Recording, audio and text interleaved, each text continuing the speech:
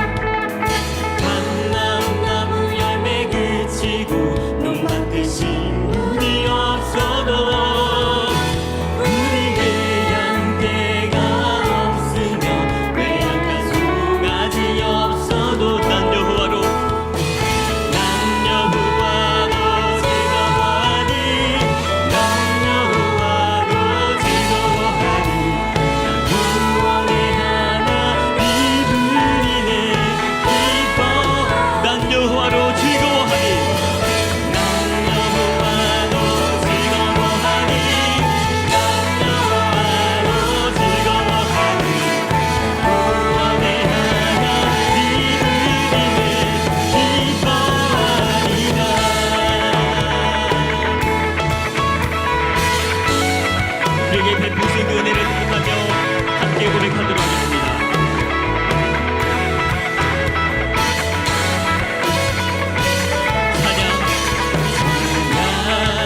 주의 자녀 함으신 찬양 찬양 주 예수 구속하신 찬양 찬양 십자가 구원하신 찬양 십자가 구원하신 찬양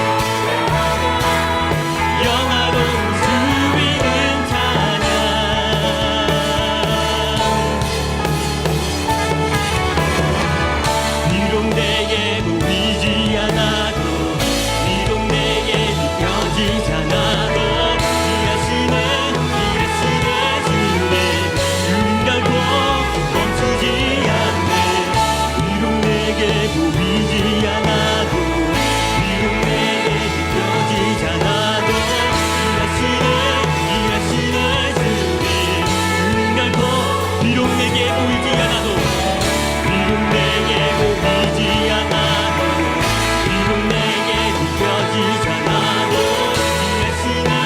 이 말씀을 주님 주는 결코 멈추지 비록 내게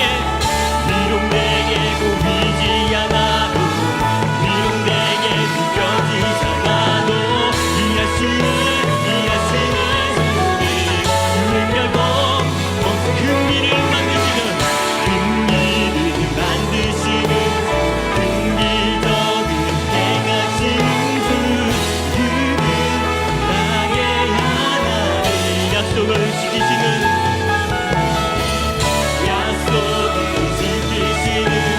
어둠 속에 빛이 되시는 그는 나의 하나님 나의 하나님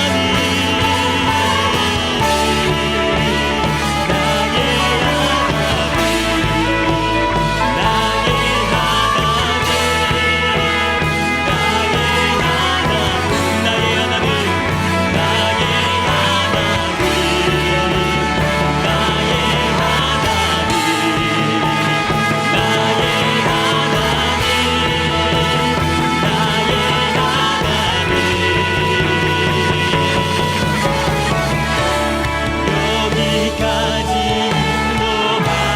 인도하셨네 감사하신 하나님 여기까지 인도하셨네 여기까지 인도하셨네 살아계신 하나님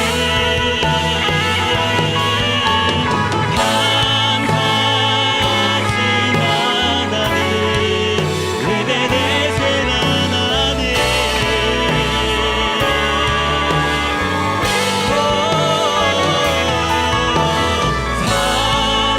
살아계신 하나님 에베네셀 하나 장래에도 인도하시리 장래에도 인도하시리 감사하신 하나님 감사하신 하나님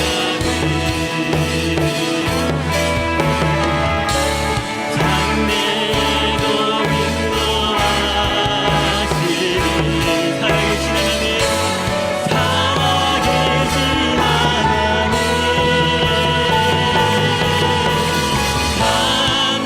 감사하신 하나님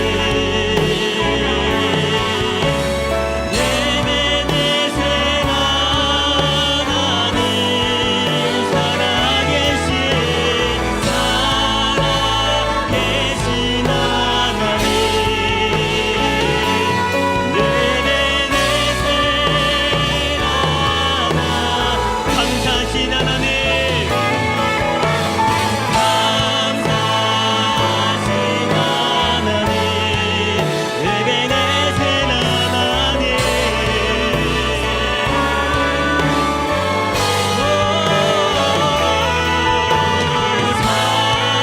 살아계신 하나님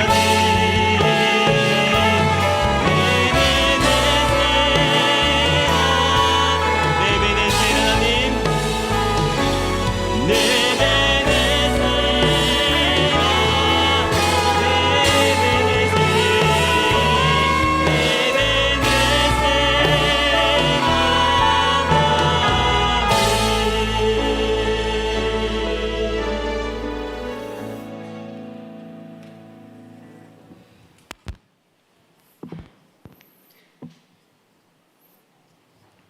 기도드리겠습니다. 사랑이 많으시고 우리와 늘 함께 하시는 하나님, 오늘도 이렇게 하나님 앞에 나와 예배하게 하심을 감사드립니다. 이 시간 먼저 하나님께 나와 우리의 죄를 회개합니다. 한 주간 동안 하나님의 말씀대로 살지 못하고 우리가 원하는 대로 산 것을 용서해 주세요. 말씀을 묵상하기보다 세상 미디어에 귀를 기울이고 이웃을 내 몸과 같이 사랑하기보다 나를 더 사랑하며 살았습니다. 이 시간 하나님 앞에 예배하기 전 우리의 모든 죄를 하나님께 올려드리니 예수님의 보혈로 깨끗하고 정결하게 씻어주세요. 하나님, 지금 우리 교회가 교육관을 건축하고 있습니다. 완공될 때까지 안전사고 없게 하시고 주민들에게 피해가는 일 없게 해주시고 교육관이 우리의 다음 세대의 지역사회에 좋은 영향력을 끼치는 곳이 되게 해주세요. 그리고 또 담임 목사님 청빙을 위해 기도합니다. 하나님을 사랑하고 성도들을 예수님의 마음으로 사랑하며 하나님께 기도하며 순종하시는 목사님을 보내어 주시고 담임 목사님의 은퇴 후 사역에도 하나님이 선하게 인도해 주시기를 원합니다. 우리 다음 세대들이 방학을 잘 보내고 이제 개학이 다가옵니다. 방학 동안 수련회를 통해 훈련을 받은 신앙으로 학교 생활과 학업에 충실하게 해주시고 몸과 마음과 신앙이 쑥쑥 자라 선한 영향력을 끼치는 사람들이 되게 해주시고 또한 우리 교회 어르신들의 건강을 지켜주시고 어린 동생들이 건강하게 믿음 안에서 잘 자라게 해주세요. 이 시간 말씀을 전하시는 목사님과 전도사님께 지혜와 명칭을 주시고 살아가는 하나님을 잘 전하게 해주세요. 성가대의 찬양을 기쁘게 받아주시고 우리의 마음을 열어주세요. 이 모든 말씀을 살아계신 예수님의 이름으로 기도드립니다. 아멘.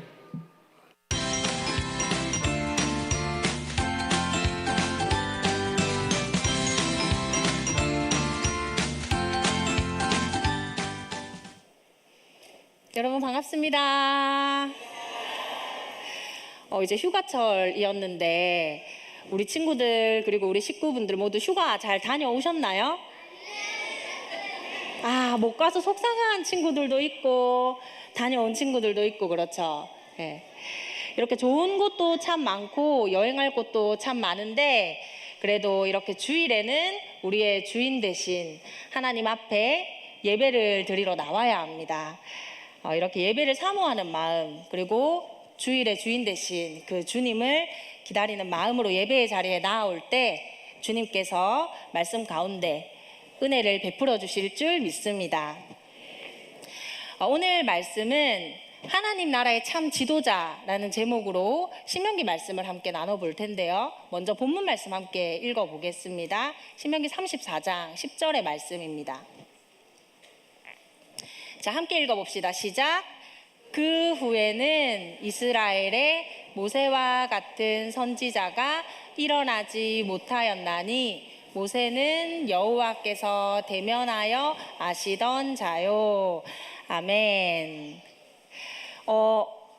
우리 교회학교 친구들 혹시 이 사람이 누군지 알겠어요? 답이 조금 들리는 것 같기도 한데 아직 확신이 없는 것 같아요. 그리고 좀 모르는 친구들도 있는 것 같은데 전도사님의 설명을 잘 듣고 큰 소리로 다시 한번 대답을 해보도록 합니다. 자, 이 사람은요 애굽에서 종되었던 이스라엘 백성을 하나님의 말씀을 따라 인도해낸 사람이에요. 그리고 이 사람은 하나님의 그 법인 십계명을 이스라엘 백성에게 전해준 사람이기도 하고요. 또 이 사람은 하나님과 정말 친구처럼 하나님과 가장 가까이에서 이렇게 지내던 사람이기도 해요. 자, 누군지 아까 조금 답이 나오기도 한 것 같은데 큰 소리로 하나 둘 셋 하면 한번 대답을 해봅니다. 하나 둘 셋. 완벽해요. 너무너무 완벽합니다. 맞아, 이 사람은 모세죠. 우리가 지난 시간에 이 모세가 약속의 땅 가나안에 들어가기에 앞서 이스라엘 백성들에게 저기 저 약속의 땅 가나안에 들어가서도 하나님만을 섬기는 백성이 돼야 된다라고 이야기를 하면서 하나님의 말씀에 순종했을 때 받을 복, 그리고 하나님의 말씀에 불순종했을 때 받을 그 저주 그리고 벌에 대해서 이야기를 해주었어요. 그리고 이제 정말로 약속의 땅에 거의 다 왔어요. 이곳은 지금 느보산이에요. 모세는 하나님의 부르심을 받고 지금 느보산 꼭대기에 올라와 있어요. 하나님은 이곳에서 모세에게 앞으로 이스라엘 백성들이 살아갈 그 약속의 땅 가나안의 모든 모습을 다 보여주었어요. 모세는 약속의 땅을 한참 바라보았어요. 하나님이 모세에게 말씀하셨습니다. 내가 이 땅을 너에게 보여주기는 하나 너는 이 땅에 들어가지는 못할 것이다. 모세는 눈을 가만히 감고 지난 기억을 떠올려 보았어요. 이곳은 가데스 바네아예요. 아니 이곳에는 왜 물이 하나도 없는 거야? 정말 목말라 죽겠네. 아니 이보시오 모세, 우리를 광야에서 다 죽게 만들 셈이요? 아니 물이 없잖소. 당장 물을 가져오시오. 물을 달란 말이오, 물을. 하나님, 어찌하면 좋습니까? 모세야, 너는 내 지팡이를 들고 가서 백성을 불러 모아라. 그리고 바위를 향해서 물을 내라고 명령하여라. 그러면 바위에서 물이 흘러나올 것이다. 하나님은 모세에게 바위를 향해서 말로 명령을 하라고 말씀하셨어요. 물을 내라, 이렇게요. 그런데 끊임없이 불만하던 그 이스라엘 백성 때문에 너무너무 화가 난 모세는요, 그만 화를 참지 못하고 내가 당신들에게 물을 내주면 되겠소 하며 손에 든 지팡이를 가지고 바위를 2번 세게 내리쳤어요. 하나님은 바위에서 물이 나오게 해주셨어요. 하지만 이 일 때문에 하나님은 모세에게 너는 가나안 땅에, 약속의 땅에 들어가지 못할 것이다 라고 말씀하셨어요. 모세는 하나님이 세우신 지도자죠. 그러면 모세는 하나님의 백성들 앞에서 하나님의 명령에 먼저 순종하는 모범을 보이면서 거룩하신 하나님을 드러내야 돼요. 그런데 그 순간적인 화를 참지 못하고 하나님을 앞서 드러내기보다 자기 자신을 먼저 드러낸 거예요. 이후에 모세는 하나님께 기도했어요. 하나님, 저 약속의 땅에 들어가게 해주세요. 하지만 하나님께서는 그만하면 됐으니 이제 나에게 그 일에 대해서 다시 이야기하지 마라, 이렇게 말씀하셨어요. 그리고 다시 지금 가나안 땅 앞이에요. 하나님은 모세에게 가나안 땅을 보여주셨어요. 모세는 알았어요. 하나님이 이 땅에서 나에게 맡기신 사명을 내가 이제 다 했구나. 나는 이제 하나님께로 돌아갈 때가 되었구나. 그리고 모세는 120살의 나이로 하나님 품으로 돌아갔어요. 모세는요, 나이가 많아서 죽은 게 아니에요. 오늘 우리가 읽지는 않았지만 성경에 보면요, 이런 말이 나와 있어요. 모세는 120살이었지만 눈도 어두워지지 않았고요, 그리고 기력도 쇠하지 않았다라고 나와요. 그 말은 아직 하나님의 일을 할 힘이 남아 있었다라는 뜻이에요. 그런데 모세가 하나님 품으로 간 것은 하나님이 이 땅에 맡기신 그 사명을 다 했기 때문에 이제 하나님께로 돌아간 거예요. 하나님은 모세를 모압 땅 어느 골짜기에 묻어 주었어요. 아무도 모세가 어디 묻힌지는 알지 못해요. 왜냐하면 하나님이 묻어 주셨기 때문에. 이스라엘 백성은 30일 동안이나 모세의 죽음에 대해서 슬퍼했어요. 위대한 지도자 모세였잖아요. 사람들은 이 모세의 죽음에 대해서 과연 뭐라고 이야기를 했을까요? 성경에는 이런 것에 대해서 나와 있지 않아요. 사람들이 뭐라고 이야기를 했는지는. 그런데 아마 이런 말을 했을 수도 있을 것 같아요. 위대한 지도자 모세가 죽었어. 우린 이제 어떻게 해야 돼? 위대한 지도자 모세도 약속의 땅에는 들어가지 못했구만. 근데 하나님은 모세에 대해서 어떤 이야기를 하셨을까요? 그 이야기가 오늘 읽은 본문에 나와 있어요. 하나님은 모세에 대해서 이렇게 말씀하셨어요. 그 후에는 이스라엘에 모세와 같은 선지자가 일어나지 못하였나니 모세는 여호와께서 대면하여 아시던 자요. 모세는 인간이기 때문에 실수할 때도 있었어요. 하지만 하나님께서는요, 모세에 대해서 모세와 같은 선지자는 다시 없었다 라고 하실 만큼 최고의 칭찬 그리고 인정을 해주신 거예요. 모세는 하나님이 모세에게 이 땅에서 맡기신 사명은요, 약속의 땅 그 가나안 앞까지 인도하는 게 하나님이 모세에게 이 땅에서 맡기신 임무였어요. 그리고 그 임무를 충실히 다 수행하고 마지막까지 하나님께 순종을 했기 때문에 하나님은 모세에게 잘하였다 충성된 종아 이렇게 칭찬을 하신 거예요. 이제 모세가 가고 이스라엘 백성이 약속의 땅 앞에 서 있어요. 근데 저기 맨 앞에 저 사람은 누굴까요? 누구지? 하나님이요. 이제 모세가 가고 나서 새로운 지도자로 여호수아를 세우셨어요. 이제 하나님께서는 이 새로운 지도자 여호수아를 통해 그 하나님의 약속들, 하나님의 백성들을 약속의 땅으로 인도해 가실 거예요.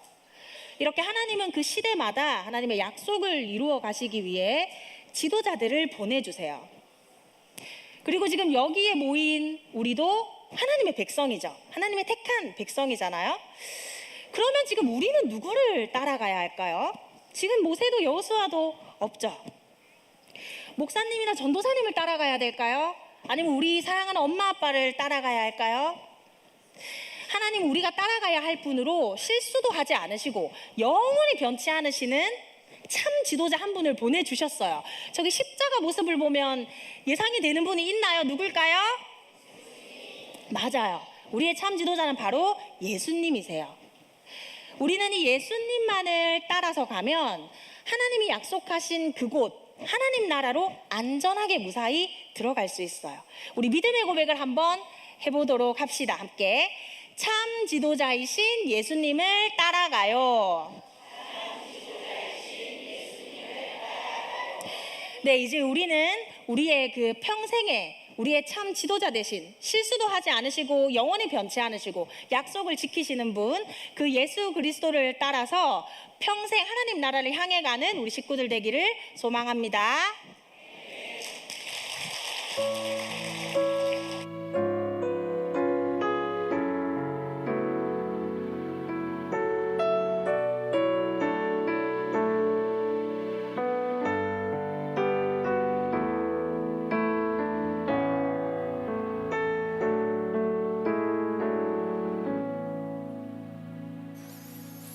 자, 하나님께 드린 헌금 하나님께 봉헌하겠습니다. 다 같이 손 모으고 기도합니다. 하나님 아버지, 우리의 선한 목자가 되어주셔서 지난 한 주간도 지켜주시고 인도해 주신 것 참 감사를 드립니다. 오늘 주일을 맞아서 온 식구들이 모여서 함께 예배를 드립니다. 이제 그 예배 중에 저희들이 헌금을 하는데 이런저런 모양으로 헌금을 합니다.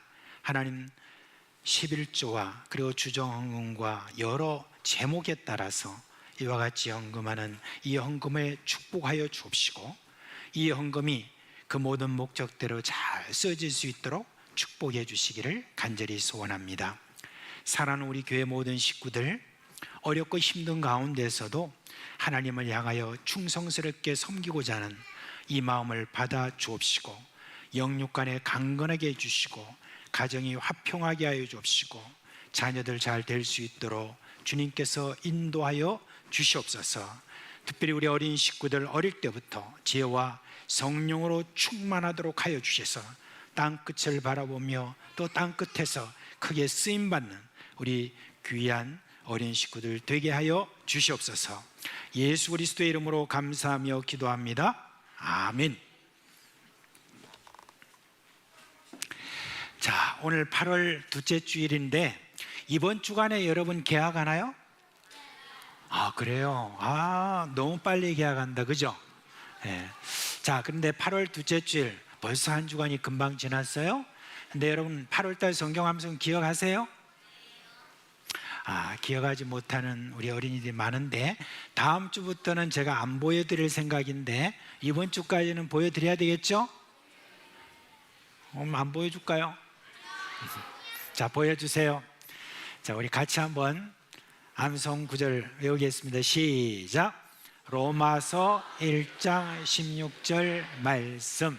내가 복음을 부끄러워하지 아니하노니 이 복음은 모든 믿는 자에게 구원을 주시는 하나님의 능력이 됨이라.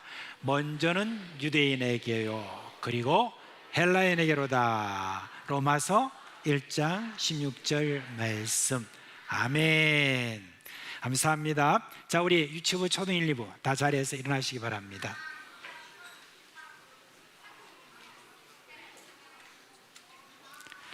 자, 이제 손 모으고 목사님 축복 기도 하고 내려가겠습니다. 손 모으고 기도합니다. 우리 주 예수 그리스도의 은혜와 하나님 아버지의 그 크신 사랑하심과 성령의 우리 가운데 계시면서 일으키시는 그 놀라운 생명의 역사가 우리 하나님께 귀인 쓰임받기를 원하는 사랑하는 우리 어린 식구들 머리 위에 영원토록 함께 있을지어다. 아멘. 우리 이 시간 사랑하는 자녀들이 나갈 때 우리 축복해주며 보내주도록 하겠습니다. 우리 초등 2부 먼저 시작하도록 하겠습니다. 주님 너를 항상 인도하시리 내 많은 땅에서도 너를 만족시키리 너는 물된 동산 같겠고 마르지 않는 새 같으리 너는 물된 동산 같겠고 마르지 않는 새 같으리 초등 1부 진행하도록 하겠습니다.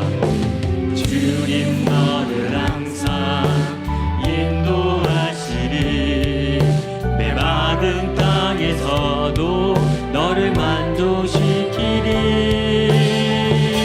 너는 물된 동산 같겠고 마르지 않는 새 같으리 너는 물된 동산 같겠고 마르지 않는 샘 같으리 유치부 진행하도록 하겠습니다. 주님 너를 항상 인도하시리 메마른 땅에서도 너를 만족시키리 너는 물된 동산 같겠고 마르지 않는 새 같으리 너는 물된 동산 같겠고 마르지 않는 샘 같으리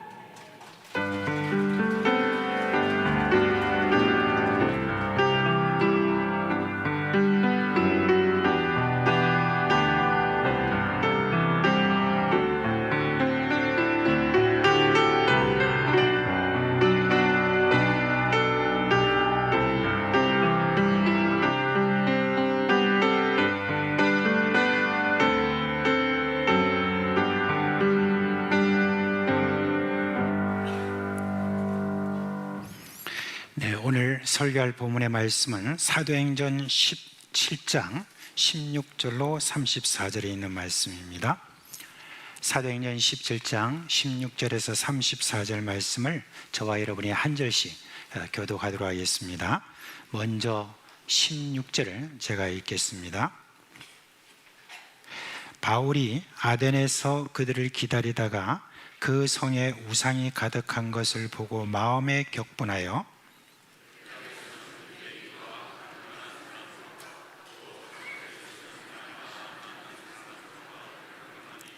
어떤 에피쿠로스와 스토아 학자들도 바울과 쟁론할세 어떤 사람은 이르되 이 말쟁이가 무슨 말을 하고자 하느냐 하고 어떤 사람은 이르되 이방 신들을 전하는 사람인가 보다 하니 이는 바울이 예수와 부활을 전하기 때문이라.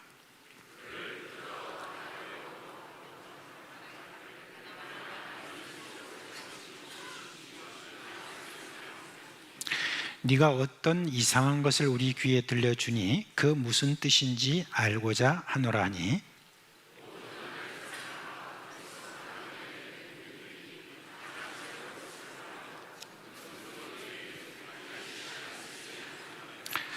바울이 아레오바고 가운데 서서 말하되 아덴 사람들아 너희를 보니 범사에 종교심이 많도다.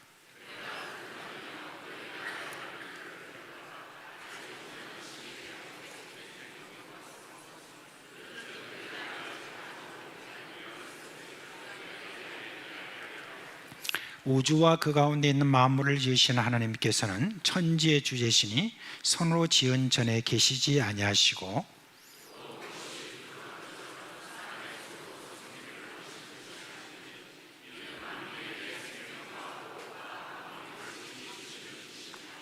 인류의 모든 족속을 하늘 현토로 만드사 온 땅에 살게 하시고 그들의 연대를 정하시며 거주의 경계를 한정하셨으니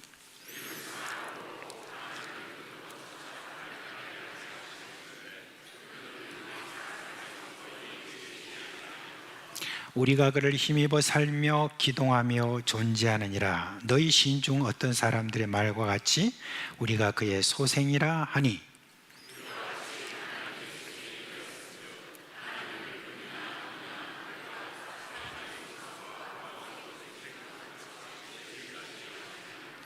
알지 못하던 시대에는 하나님이 간구하셨거니와 이제는 어디든지 사람에게 다 명하사 회개하라 하셨으니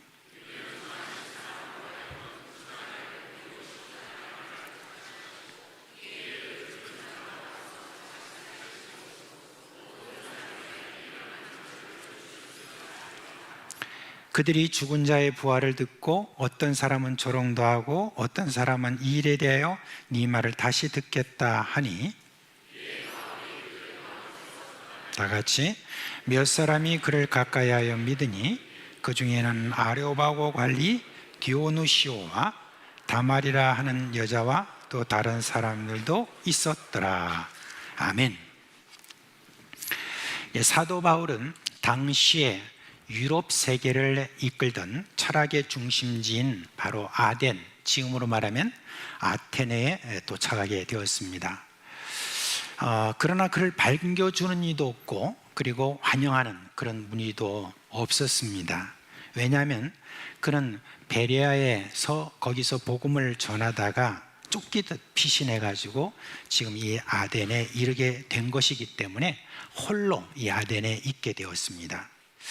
자, 그럼에도 바울의 마음은 설렘으로 가득했을 것입니다. 왜냐하면 아덴이라는 곳은 인생의 의미를 고민하는 지성인들, 나라와 세상을 다스려보고자 하는 이들이 한 번쯤 꼭 가고 싶었던 그런 도시였기 때문에 그렇습니다. 이 소크라테스, 플라톤, 아리스토텔레스 이와 같은 위대한 철학자들의 가르침이 있었던 곳, 그리고 철학의 요람이자 당대 최고의 그런 학문 도시가 바로 이 아테네였기 때문에 그렇습니다. 그래서 이 아테네에 오면은 저명한 당시의 철학자들을 만났고 그들에게 또 질문도 하고 답을 들을 수 있는 그와 같은 기회가 많았기 때문에 많은 사람이 그곳에 오고 싶어 했습니다.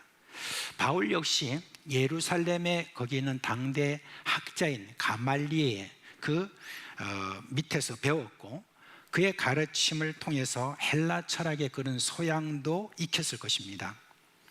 바울이 남긴 그 편지 속에서 보면은 그 철학적 깊이가 엿보이고 또 그의 신앙의 여러 진리를 철학적인 논리로 풀어서 설명하곤 했습니다.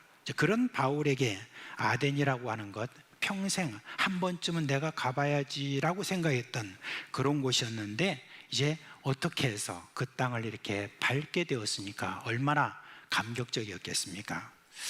하지만 그 기쁨이 이제 오래가지 못했어요. 오늘 이 말씀에 보니까 아덴은 철학적 깊이가 아주 깊이 있는, 바로 철학적 사유가 숨쉬고 살고 있는 바로 그러한 어떤 도시가 아니라 온갖 우상으로 가득 찬 그런 도시였습니다.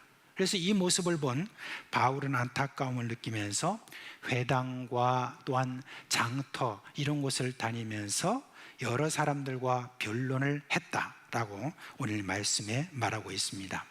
그러나 그의 목적은 분명했습니다. 왜 이 변론을 했습니까? 복음을 전하기 위해서 그런 것입니다. 그는 지금까지 배웠던 여러 철학적인 그런 사고들을 잘 활용해서 사람들의 사고에 다가가고 또 그들을 복음으로 이끌고자 했죠. 그래서 그 결과가 어땠습니까? 아덴의 철학자들 또한 그의 말에 관심을 이제 기울이게 되었습니다. 그래서 오늘 이 설교를 통해서 바울이 어떻게 그 똑똑하다라고 하는 그 철학자들에게 복음을 전했는지, 그리고 그 결과가 어땠는지 한번 좀 살펴보면서 세상의 모든 질문에 대한 가장 명확한 해답이 이 복음에 있다라고 하는 거 다시 한번 여러분과 함께 확인하고자 하는 겁니다. 먼저 여러분, 첫째 주제는 철학은 가장 중요한 질문에 답을 하지 못하고 있습니다. 누군가 이런 말을 했어요. 주전 2세기경에 로마는 그리스를 점령했지만은 로마는 그리스의 문화에 점령당했다라고 그렇게 했습니다. 그런데 그런 일은 지난 2000년 이상의 역사에 계속 이어왔습니다. 많은 제국이 있었고 똑똑하다는 철학자들을 배출한 그런 많은 나라가 있었지만은 지금도 사실은 이 세상은 그리스의 철학에서 벗어나지 못하고 있습니다. 아무리 새로운 이론을 지금 가져와도 가만히 살펴보면 그 이론은 이미 옛날 그리스의 그 철학자들이 한 번쯤은 말한 그런 내용임을 우리가 알 수 있습니다. 오늘 28절에 보니까 바울이 아덴에서 만난 철학자들을 말하고 있는데 두 학파를 이야기하고 있습니다. 한 학파는 에피쿠로스, 또 한 학파는 스토아 학파라고 그렇게 말합니다. 여러분, 철학이라고 하면은 여러분 논리가 굉장히 복잡하다고 그리고 어렵다고 그렇게 여러분이 생각할지 모르지만 꼭 그런 게 아니에요. 인간은 누구나 다 철학자예요. 또 그 철학적인 질문을 평소에도 하기 때문에 그렇습니다. 다만 그에 대해서 좀 설명하고 이해하는 그런 과정 속에서 머리를 좀 써야 되기 때문에 그래서 좀 어렵게 보일 뿐입니다. 조금만 머리를 우리가 쓰게 된다면 더 잘 이해할 수가 있습니다. 자, 그럼 이 두 철학파가 주장하는 그게 무엇인지 여러분께 먼저 말씀을 드리겠습니다. 여기서 보는 이 에피쿠로스 학파 있죠. 이 에피쿠로스 학파가 지금 주장하는 건 뭐냐면 신이 살고 있는 세상은 인간이 살고 있는 세상하고는 다르다. 다른 세상에서 살고 있다. 그렇게 믿었습니다. 그러니까 신은 인간 세상에 대해서 아무 관심이 없다는 거예요. 그래서 신은 인간의 예배를 받으려고 하거나 복이나 해를 이렇게 주는 어떤 그런 데 대해서 아무 상관이 없다는 거예요. 그러니까 신에 의한 복이나 저주를 두려워할 필요가 인간은 없다는 거예요. 그러면서 어떻게 하면 인간이 행복하게 잘 살 수 있느냐? 딴 거 없다. 그냥 현세의 삶에서 먹고 마시고 즐기는 것, 이걸 뭐라고 그랬냐? 행복이다 라고 그렇게 이야기를 했습니다. 이제 반면에 스토아 학파는 어떻게 했느냐? 이 사람들이 믿는 바는 범신론입니다. 범신론이란 말은 뭐냐면 이 세상 모든 만물 가운데 다 신적인 요소가 있다라고 믿는 게 이 범신론이거든요.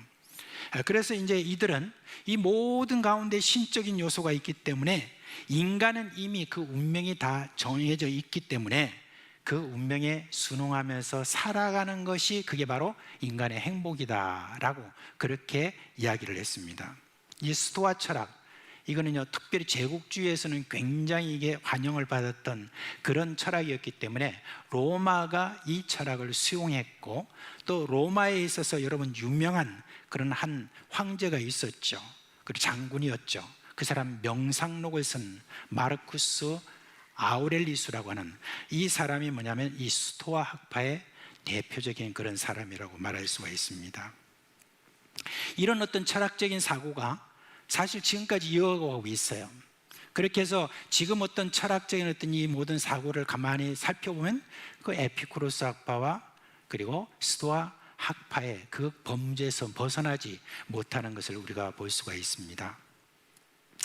저는요 좀 집안 사정으로 인해서 너 좀 일찍이 돈 좀 벌라 그렇게 해서 제가 그냥 그 압박에 못 이겨서 제가 상고에 들어갔습니다. 상고에 입학했는데 가보니까 주산, 부기, 타자 뭐 이런 것들을 막 잘하는 사람들을 막 높이고 다른 과목을 잘하는 사람 높이지 않는 거예요. 그걸 보니까 제가 학교 공부에 흥미를 좀 많이 잃어버렸습니다. 그런데 이제 저의 숨구멍을 터준 그런 두 가지가 있었습니다. 그게 뭐냐면 고등학교 1학년 때 그때 제가 교회에 나가기 시작했고, 그리고 신앙생활을 시작하는 것이에요. 또 한 가지는 뭐였냐면은 책이었습니다. 당시에 보면 이 삼중당 문고라고 하는 것이 있었습니다. 우리 시대에 굉장히 유명해요. 그런데 그 출판사에서 나온 책들 있잖아요. 조그마한 이렇게 문고책인데 그쪽에서 나오는 어떤 그 책을 이렇게 보면서 제가 해방감을 참 많이 느꼈습니다. 이제 그 내용을 보면 지금도 여러분 그 책의 그 내용들을 보면 굉장히 무거운 어떤 그런 책들이었어요. 근데 그걸 그렇게 좋아했습니다. 거기에 보면 뭐 헤르만 헤세, 노인과 바다, 그리고 데미안 이런 것들, 그 다음에 뭐 도스토옙스키의 죄와 벌, 뭐 그다음에 뭐가 있죠? 뭐 소머셋 몸의 인간의 굴레라든지, 그리고 뭐 또 헤르만 헤세의 노인과 바다, 그다음에 레프 톨스토이의 전쟁과 평화 같은 거, 그리고 우리나라 어떤 유명한 그런 김동인의 발가락이 닮았다라든지 염상섭의 그런 표현실의 청개구리라든지 이런 어떤 유명한 그런 책들이 있었는데 그 책들을 그냥 늘 끼고 다니면서 읽었어요. 근데 그 책의 내용을 보면 사실 너무 어려운 게 참 많습니다. 그런데 그 가운데 철학적인 사고를 하게 만드는 그와 같은 내용들이 참 많았고, 그런 내용을 이해를 많이 못했지만 그래도 늘 이렇게 끼고 그렇게 읽게 되었습니다. 그러면서 제가 놀랍게도 그 가운데서 인간이 누구냐, 어디에서 왔느냐, 어떻게 살아야 바르게 사는 것이냐 하는 어떤 그런 철학적 질문이 있었는데, 그런 질문에 대해서 신앙에서 저는 그때부터 이렇게 답을 그렇게 찾게 되어서 얼마나 제가 감사했는지 모릅니다. 그리고 이제 그 덕에 제가 신학대학과 또 대학원에서 기독교 윤리학, 그때 거기 보면 철학적인 어떤 사고 이런 것들을 많이 가르치거든요. 그런데 그게 너무 쉽게 이해가 되고 또한 단순하게 간단하게 정리할 수 있는 그와 같은 능력도 그때 많이 있어가지고 교수님으로부터 좀 칭찬도 받고 그렇게 했었습니다. 그래서 제가 철학적인 사고가 추구하는 게 무엇인지, 또 그 사고의 한계가 또 무엇인지 조금은 제가 알고 있습니다. 여러분, 철학적 사고가 추구하는 것은 아까 말했던 에피쿠로스 학파나 또한 스토아 학파가 다 추구하는 바 똑같습니다. 뭡니까? 행복입니다. 지금도 마찬가지예요. 세상의 모든 철학이 추구하는 게 뭐냐? 행복입니다. 어떻게 해야 인간이 행복할 것인가에 대한 답을 추구하는 것, 이게 여러분 철학의 본질입니다. 그래서 에피쿠로스와 스토아 학파의 철학적 사고나 지금이나 마찬가지라는 겁니다.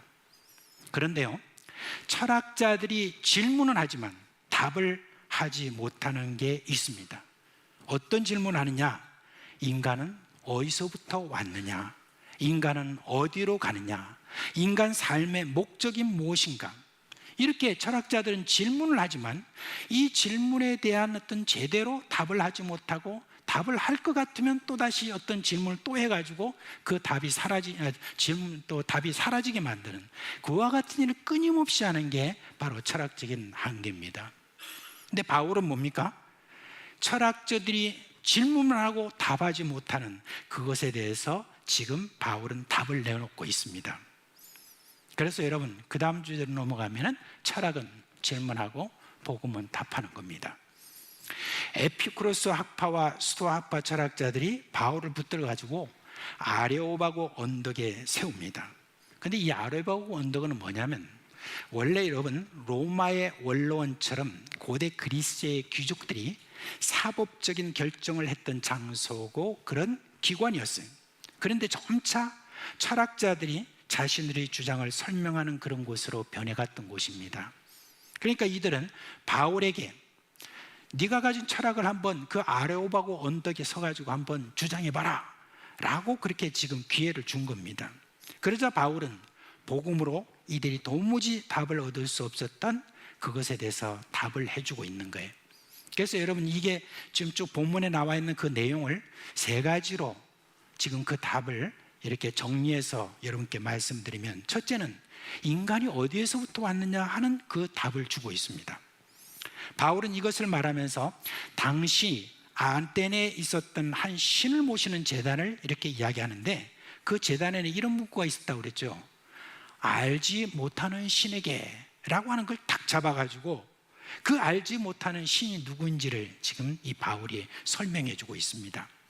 우주와 그 가운데 만물을 지으신 하나님이다, 그분이 그렇게 이야기하고 있습니다. 그리고 그분은 천지의 주제시다, 이 말은 이 모든 세상을 다스리는 분은 하나님이다라고 하는 것을 이야기해 주고 있습니다. 그저 인간이 만들어낸 신적인 그런 우상과 같은 존재가 아니라 하나님은 인간을 만들어내시고 또한 인간 세상을 다스리는 그분이 바로 하나님이시다 하는 걸 지금 이야기를 해주고 있습니다. 그리고 하나님은 인간의 삶에 얼마나 가깝게 계시고 또 선하게 이끄는 분이신가, 거기에 대해서도 이야기를 해주고 있습니다. 그러면서 이야기하는 게 무슨 말입니까? 27절에 보니까 비록 인간의 눈으로는 하나님을 볼 수는 없지만 하나님을 찾을 수 있도록 하나님께서 다 기회를 주셨다. 하나님은 멀리 계시지 않고 바로 여기 계신다 하고 그걸 이야기를 해주고 있습니다. 우리가 존재하는 것도 하나님의 은혜라는 것들도 지금 이야기를 하면서 마지막으로 한 말이, 결론적으로 바울은 인간은 하나님의 소생이다 라고 그렇게 이야기합니다. 말하자면 인간은 하나님으로부터 왔다라고 확실하게 그렇게 답을 하는 것입니다. 근데 그 다음 주제로 넘어가면서 이제는 회개를 촉구합니다. 하나님은 은이나 금이나 돌에 인간의 고안한 모양으로 만들 뿐이 아니라는 것을 이야기해요. 하나님은 인간이 만든 어떤 것에 머물거나 그것에 가둘 수 있는 어떤 그런 분이 아니라는 것, 그것을 이야기하고 그 다음에 이런 짓 이제 그만두세요 라고 하면서 회개를 촉구하는 겁니다. 그래, 여러분이 이전에는 몰라서 그런 줄 내가 압니다. 그러나 이제는 여러분이 나의 말을 들었으니까 이제는 여러분이 회개하십시오. 이제는 하나님을 인정하고 받아들이세요. 그렇게 하지 않으면 뭐 하느냐? 여러분은 심판을 받게 됩니다 라고 회개를 촉구하고 있습니다. 이제 마지막으로 바울이 뭘 이야기합니까? 죽은 자의 부활을 이야기합니다. 죽은 자의 부활이라고 하면은 죽고 부활한 분 딱 한 분 계시죠. 누구십니까? 바로 예수님을 이야기하는 거예요. 그래서 이 본문에서 자세히 나오진 않았지만 바울은 분명히 예수님이 왜 죽으셨는지에 대해서 말했을 것입니다. 예수님은 우리가 받을 심판을 대신 지시고 죽으시고, 그리고 부활은 예수님이 다시 사심으로 말미암아 우리가 영원한 생명을 얻을 수 있는 그런 길을 마련하셨다라는 것을 이야기를 분명히 했을 것입니다. 그러면서 예수님이 말씀하신 그 말씀에 대해서 분명히 저도 이렇게 인용을 했을 거예요. 우리가 그럴 때 많이 사용하는 구절은 뭡니까? 요한복음 14장 6절 말씀이죠. 우리 같이 한번 읽어볼까요? 시작. 예수께서 이르시되 내가 곧 길이요 진리요 생명이니 나로 말미암지 않고는 아버지께로 올 자가 없느니라. 아멘. 우리가 또 예수님이 말씀해 주신 또 한 구절을 우리가 한번 보겠습니다. 요한복음 5장 24절 시작. 내가 진실로 진실로 너희에게 이르노니 내 말을 듣고 또 나 보내신 이를 믿는 자는 영생을 얻었고 심판에 이르지 아니하느니 사망에서 생명으로 옮겼느니라 라고 그렇게 하셨습니다. 이게 바로 인간이 어디로 가느냐에 대한 확실한 답입니다. 만약에 인간이 예수님을 믿지 않는다면 어디로 가느냐? 그는 심판으로 가게 된다 하는 걸 이야기하는 거예요.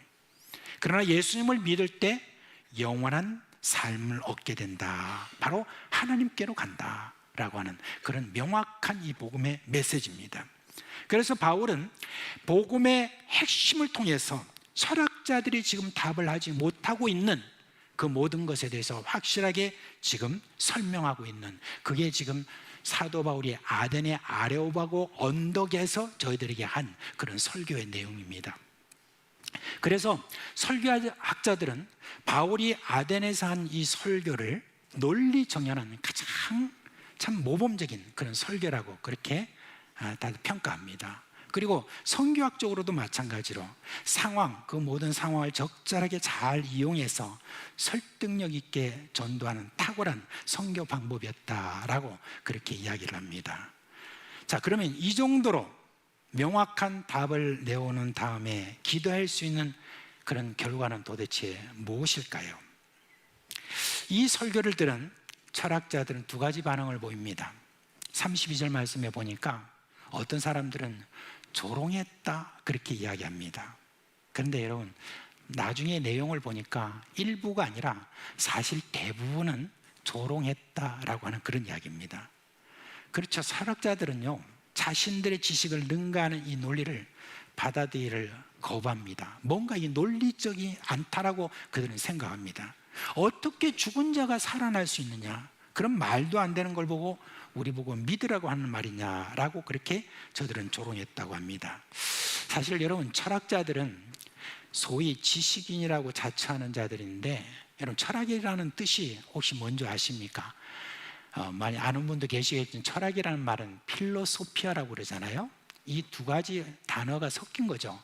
필로라는 말과 그 다음에 소피아라고 하는 두 가지 단어입니다. 그래서 사실 소피아라는 어떤 말은 지혜 또는 지식이라는 말이고, 필로스, 이 말은 사랑이라는 뜻이기 때문에 지식과 지혜를 사랑한다 그런 뜻이고, 바로 이런 어떤 필로소피아를 전공을 하는 사람을 바로 필로소퍼라고 해서 뭡니까? 철학자다라고 그렇게 이야기를 하는 겁니다. 그러니까 그들은 자신들의 지식을 넘어서는 이 뭔가 비약적인 이 모든 진리를 그대로 받아들이지 못하고 있습니다. 이것을 보면 우리는 분명하게 압니다. 복음은요, 어떤 인간의 지식이나 논리로 받아들이게 할 수 없다는 바로 그런 이야기입니다. 그래서 바울은요, 그 다음 18장으로 넘어가면 고린도로 가는데, 그 고린도에 가가지고 그가 어떻게 복음을 전파했느냐 하는 것을 통해서 사도 바울은 이제는 어떤 지혜의 말이나 어떤 아름다운 말이나 어떤 그런 것으로 이제는 내가 안 하고, 택한 자들에게는 이 복음이 그대로 들리지만 철학자든 뭐 무식한 자든 유식한 자든 할 것 없이 택한 자들에게는 결국은 이 복음을 받아들이지만, 택하지 못한 자는 어쩔 수 없이 받아들이지 못한다 하는 것을 알고 제가 고린도에 가서는 그저 십자가만, 부활만 전도했던 그런 내용을 볼 수 있습니다. 그래서 고린도전서 2장 1절에서 5절에 보니까 그 내용이 나와요. 형제들아, 내가 너에게 나아가 하나님의 증거를 전할 때, 그때가 언제입니까? 바로 이 사도행전 18장에 그때 이 아덴을 떠나서 고린도에 갔을 때, 그때 내가 말과 지혜의 아름다운 것으로 아니었다. 내가 너희 중에서 예수 그리스도와 그가 십자가에 못 박히신 것 외에는 아무것도 알지 아니하기로 내가 작정했다. 그들에게 전할 때, 내가 너희 가운데 거할 때 약하고 두려워하고 심히 떨었노라. 이게 뭐냐면 자기의 어떤 지식이나 자기 아름다운 말이나 설득력 있는 어떤 그것으로 자기가 복음을 혹시 전하지 않을까, 자기 지식을 자랑하지 않을까 하는 어떤 그런 어떤 마음, 이런 마음 이익을 얻기 위해서 저가 두렵고 떨리는 마음으로 복음을 전했다는 거예요. 내 말과 내 전도함이 왜? 내 말과 내 전도함이 설득력 있는 지혜의 말로 하지 아니하고 다만 뭡니까? 성령의 나타나심과 능력으로 하여. 이걸 믿을 자는 믿는다는 말입니다. 안 믿을 자는 안 믿는다는, 바로 그것에 의지해서 너희 믿음이 뭐라고요? 사람의 지혜에 있지 아니하고 다만 하나님의 능력에 있게 하려 하였노라. 그렇게 이야기를 했습니다. 여러분 정말 그렇습니다. 사도 바울이 지금 복음을 전하는 어떤 아덴에 있는 철학자들에게 정말 멋있는 어떤 설교를 하고 저들 설득력 있게 분명히 다 제시했음에도 불구하고 택한 자들 외에는 저들이 복음을 받지 못한다는 그 모든 모습을 우리가 볼 수가 있습니다.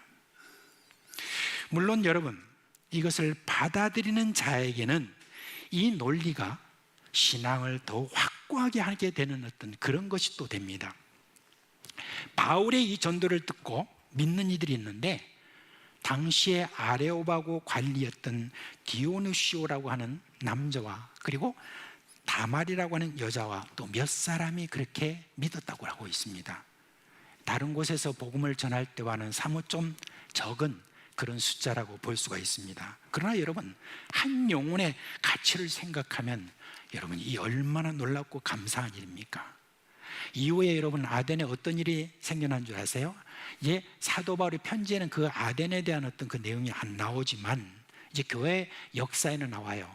옛날 유대 역사가인 유세비우스라고 하는 사람이 있었는데, 이 사람이 기록에 남긴 그 내용에 보면 디오누시오라고 하는 사람은 최초의 아덴의 감독이 되었다고 합니다. 말하면 목사가 되었다는 거예요.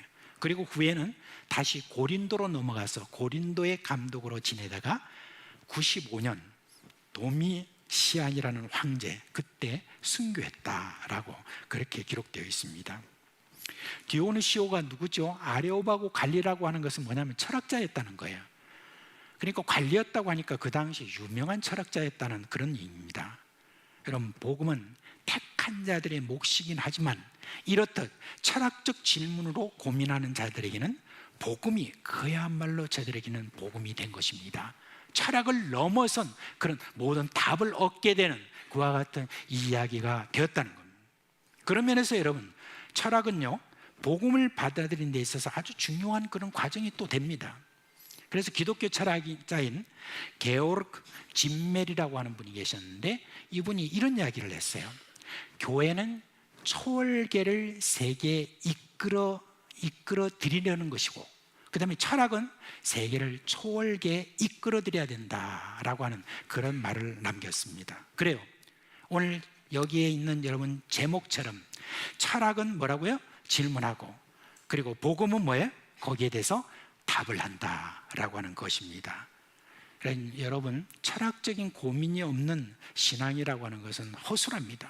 만약에 자기가 신앙이 있다고 하면서 지금도 여전히 내가 이 세상의 행복, 먹고 마시고 쓰고 하는 이 모든 것들에 대해서 자기가 거기에 대해서 관심을 가지고 그렇게 살고 있다면 그 사람은 지금 철학적 고민이 없는 신앙을 갖고 있는 거예요. 인간이 왜 사는가? 인간은 어디서부터 왔는가? 어디로 가는가? 하는 어떤 그 신앙이 확고하게 있는 사람들은 이 철학적인 질문에 대해서 확고한 신앙이 있기 때문에, 그래서 여러분, 그분들은 이 세상의 현세의 어떤 것에 대해 부러워하거나 그것을 추구하거나 그것을 위해서 내 목숨을 내놓는 그와 같은 어리석은 짓은 하지 않는 것입니다. 신앙인들은 그런 면에서 어떤 사람들입니까? 정말 복된 자들인 것입니다. 여러분, 우리 인간은 모두가 다 철학자들이고, 그리고 인간은 반드시 또한 철학자가 되어야 됩니다. 이런 인간의 고민이 없는 사람은 뭐 짐승과 물로 다를 것이 없는 것입니다. 그런데 여러분, 그리스도인은 한 걸음 더 나아갑니다. 그리스도인들은 한 걸음 더 나아간 사람들이에요. 그리스도인들은 철학자들이 답을 감히 하지 못하는 그 답을 가지고 있는 그런 사람들입니다. 뭡니까? 바로 복음인 것입니다. 사랑하는 우리 믿음의 식구 여러분, 복음은요, 철학의 질문에 대한 유일한 답입니다. 여러분, 그런 면에서 정말 참으로 복된 자들입니다. 이 세상에서 가장 똑똑하다, 가장 지혜롭다고 하는 그런 말하는 그런 자들이 답하지 못하는 것을 바로 여러분은 지금 가지고 있기 때문에 그 여러분은 정말 복된 자들입니다.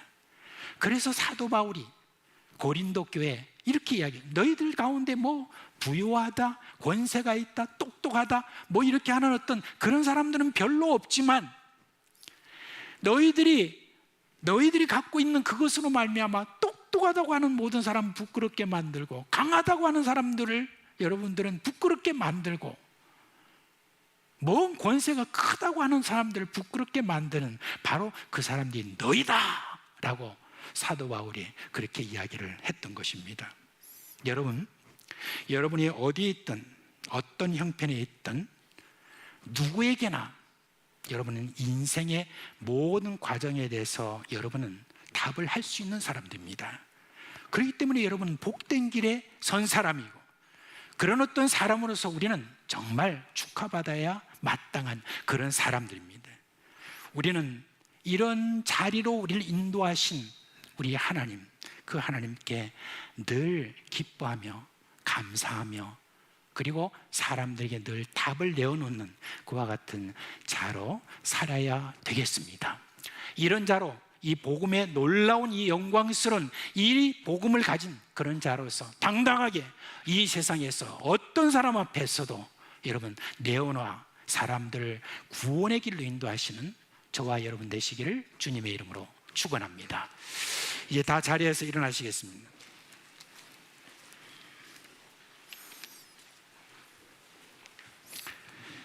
우리 찬송가 508장입니다. 찬송가 508장 함께 부르겠습니다.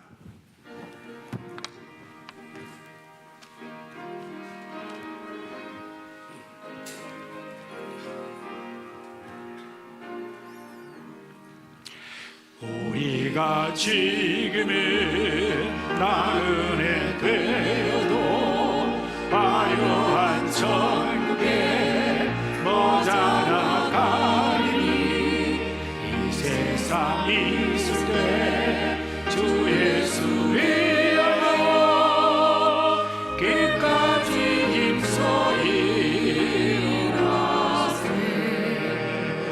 주의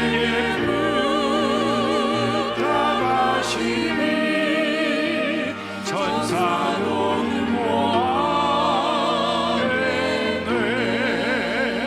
왕복케 하신 구주의 말씀을 온 세상 널리 전하세 주 예수 말씀이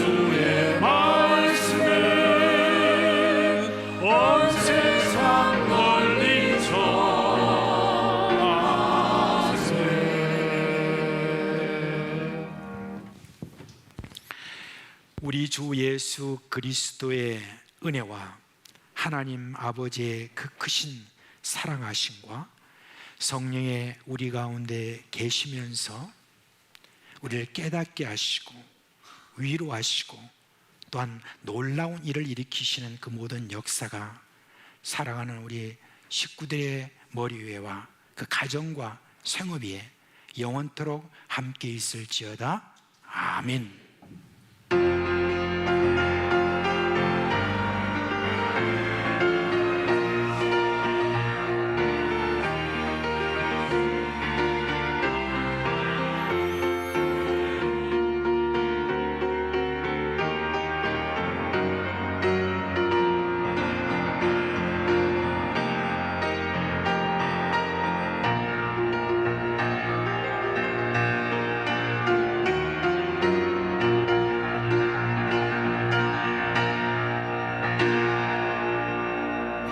잠시 앉아주시기 바랍니다. 광고 중에 하나 빠진 게 있다고 그래요. 부산 서분호에 여전도의 연합회 모임이 이번 목요일 날 8월 14일 날 있다고 합니다. 오전 11시에 있는데 교회에서는 10시에 출발하겠다고 그렇게 합니다. 장소는 부암제일교회당입니다. 이제 지난주에 사랑하는 아버님을 또 이렇게 어머니를 먼저 천국에 보내드리고 오늘 이제 장례 치른 다음에 오신 우리 김재남 권사님, 김상현 성도님은 없습니까? 우리 따님, 우리 집사님 두 분 다 자리에서 일어나시기 바랍니다. 갑자기 뭔 일이 웅성웅성하니까 뭔 일이 있는가 싶어가지고 그런데 뭔 일 없죠? 네, 괜찮죠? 자, 우리 한번 기도하겠습니다. 하나님 아버지, 사랑하는 어머니,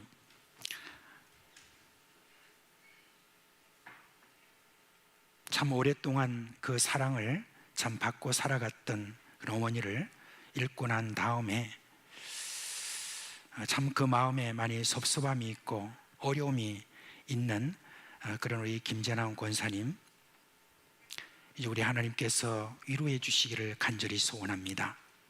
어떻게 하든 우리 주님께서 저를 위로해 주심으로 말미암아 저의 마음에 참 위로를 얻고 또한 믿음 생활을 통하여서 더욱더 기쁨을 얻도록 주여 역사해 주시고 또한 이 믿음의 역사 가운데 이 가정을 복을 주셔서 앞으로 이 가정이 계속해서 믿음의 귀한 가문으로 설 수 있도록 주여 역사하여 주시옵소서. 예수 그리스도 이름으로 기도합니다. 아멘. 네. 우리 주 예수 그리스도의 은혜와 평강이 여러분과 함께 하실 주님의 이름으로 축원합니다. 네.